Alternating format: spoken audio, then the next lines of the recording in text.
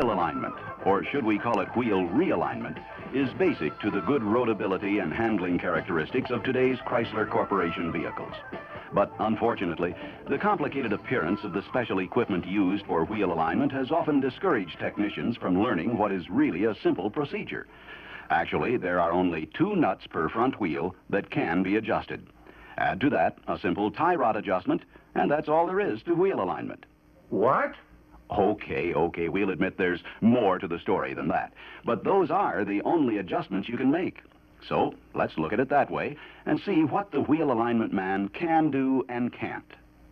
Of the 5 alignment factors, camber, caster, toe in, toe out on turns, and steering axis inclination, only camber, caster, and toe are adjustable. Toe out on turns and steering axis inclination are built in and are of concern to the wheel alignment man only as specifications in the steering system. Camber is the inward or outward tilt of the wheel from a true vertical. Negative leaning inward, positive leaning outward. Ideally, the wheel would run at all times with 0 camber. This would give the best tire loading and the best tire life. But in actual running, the 0 camber condition is seldom present. The wheel is continuously moving up and down, even on a smooth road. Also notice that the upper control arm is shorter than the lower one. This arrangement causes the wheel to go to negative camber in both jounce and in rebound. This action is important to good vehicle handling and roadability and is a significant factor in tire wear as well. Camber angle is adjusted on all Chrysler Corporation cars by moving the upper control arm in or out. On all cars except Dart and Valiant, adjustment is made by means of a camber caster bar, which moves in slots in the frame. In Dart and Valiant, a system of movable cams allows exactly the same adjustment.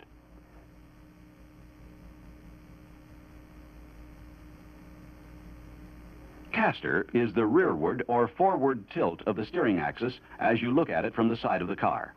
The caster angle is positive when it is tilted backward at the top and negative when it is forward of a vertical line. Caster is important in maintaining directional stability and also helps return the wheels to a straight-ahead position when coming out of turns. Caster is adjusted at the upper control arm at the same time that you set camber. Watch how this is done. You can think of the upper control arm as a triangle with 2 adjustable corners. If you move both corners in the same direction and the same amount, only camber is affected. But if you move only one end, a caster change occurs, as well as a camber change.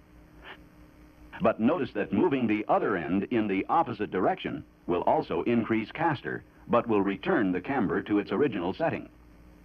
In actual practice, this is exactly how you set caster and camber. Moving either in or out one or both ends of the upper control arm. The only complication comes from the precise measurement of these adjustments, which we'll see more about later. Toe setting is the only other adjustment you need to make on a wheel alignment job. A slight amount of toe-in is necessary in a car at rest to counteract the normal tendency of the wheels to toe out when the car is moving. Toe-in adjustment also requires special equipment.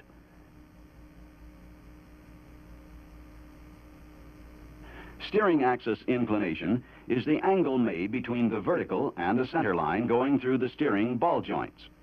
This angle is a design factor and is not adjustable. A variation from specification in the steering axis angle can only come from damaged control arms or other parts. Toe out on turns is the ability of the outside wheel to steer around a larger circle than the inner wheel. This action occurs naturally as a result of the lever angles built into the design. Toe out on turns must be correct to minimize side slipping and tire wear. We'll see how to check this later.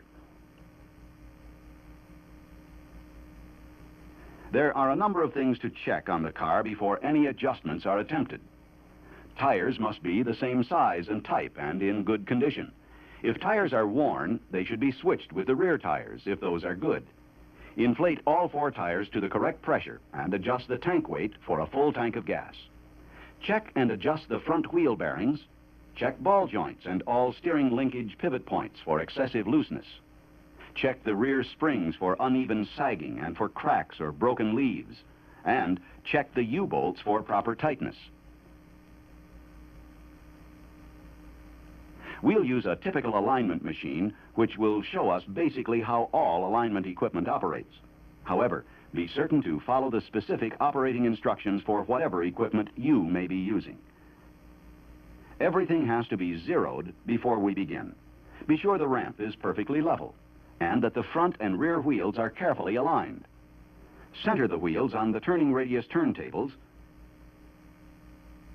and pull the locking pins.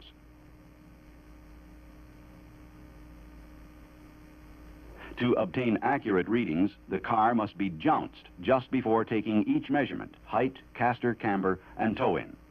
Jouncing is necessary to relieve any tightness that may be hanging up in the suspension. Front suspension height is measured as the first operation in front wheel alignment. On the Aspen and Volare, measure from the lowest point of the lower control arm inner pivot bushing. On all cars except Volare and Aspen, the height adjustments are taken at the torsion bar anchors. The maximum recommended allowable side-to-side difference in front suspension height is 1/8 inch on all car lines. Front height corrections must be made before any alignment is attempted because front height will affect caster. Once you have the front height adjusted to service manual specification, install an adjustment unit on each wheel. This is a precise attachment which provides an exact extension of the wheel spindle. This gives you an accurate reference position for all camber, caster, and toe adjustments. You normally begin by splitting the amount of toe, putting 1/2 on each wheel. On this machine, the attachment projects light beams between the 2 wheels and makes toe reading simple. Turn the wheel until both wheels are recording the same toe reading. Install a brake pedal depressor to lock all 4 wheels, and again settle the vehicle by jouncing. All these preparations, and we still haven't made one check of camber, caster, or toe setting. But this precise setup procedure must be followed before any meaningful adjustments can be made. Now we're ready to read and record the starting camber and caster at each wheel. For this 76 Aspen, the right wheel camber is correct at 1/4 degree positive. Caster is read in a similar manner. With most equipment, the wheels are turned through a specified number of degrees, usually about 20, to establish a 0 point. Then turned in the opposite direction an equal number of degrees. The caster angle is then read directly and recorded. Turning radius, or toe out on turns, can be read at the same time the caster angle is checked. With the left wheel turned out to the 20-degree mark, toe out on turns can be read in degrees directly on the right wheel radius gauge. Here, it's right on at 18 degrees for the Aspen. Both caster and camber can and should be adjusted at the same time. Once you've recorded the starting caster and camber angles, you determine the amount of correction necessary from the data supplied with the alignment equipment. Remember that for camber corrections, you remove or add to both front and rear adjustments. You'll remember that way you change camber, but do not affect caster. Also, for caster corrections, you see that adding to the front and removing from the rear changes caster but preserves the camber setting. On all cars, you begin by loosening the nuts at the upper control arm just enough to allow you to force a change in position, but not so loose that you lose the original setting. The nuts can be kept fairly tight because the camber caster adjustment tool gives you plenty of leverage. Once you have the correct caster and camber, toe setting and steering wheel centering are done together in the final operation.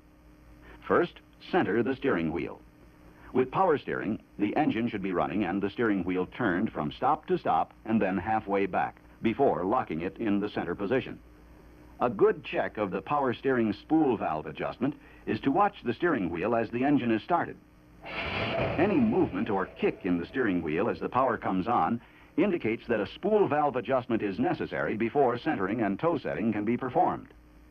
With the steering wheel locked, loosen the tie rod adjusting sleeve clamp bolts.